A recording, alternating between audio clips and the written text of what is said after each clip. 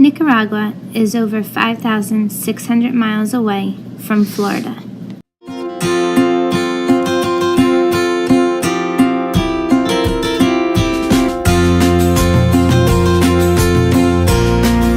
My family left Nicaragua because they just wanted a better life. My parents just wanted a better life.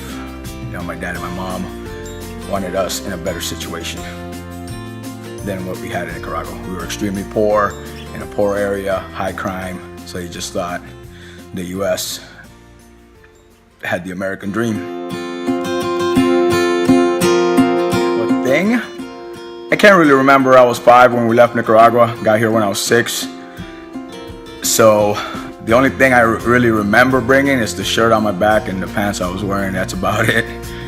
Maybe some old shoes, but by the end of the trip, the shoes were gone. I didn't even have those. I was barefoot pretty much the whole trip.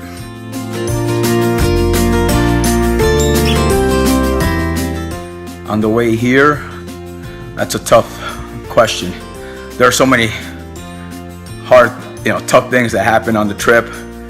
Me personally, as a little kid, the hardest thing were days that we went without eating. That was pretty tough for me, especially me because I love to eat.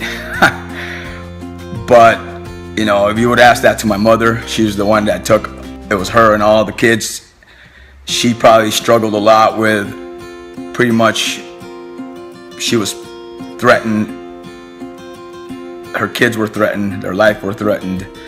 Pretty much the coyotes would tell my mom that if the kids don't shut up or you can't keep those kids quiet, we're just gonna kill them, leave them there, because we can't get all caught or something like that. My mom would tell me stories, and it's crazy. And there's a bunch of other things that happened to her on the trip, that I can't imagine even going through. Luckily for me, I was real young, and I think I blocked some of those things out.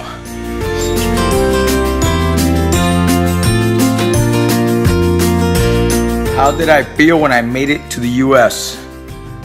Relief, happiness. We were pretty much in the mountains walking, not eating, dehydrated, blisters all over my feet. And I just remember the Red Cross people taking us in and dressing our wounds and giving us food, giving us water. And that's the part that I remember. So I was ecstatic. It was great. Then we finally, my dad met us somewhere and took us to live in Florida, and it was an amazing feeling. Hard to describe. Anybody that goes through something like that, as a child, it's tough. As an adult, like my mom taking care of her kids, I could only imagine what she was feeling. And I ask her some days about it, and it's, she starts to cry when she tells me stories and how great it was for her. So it was a tough situation. So my whole family was pretty relieved and very happy that we finally made it.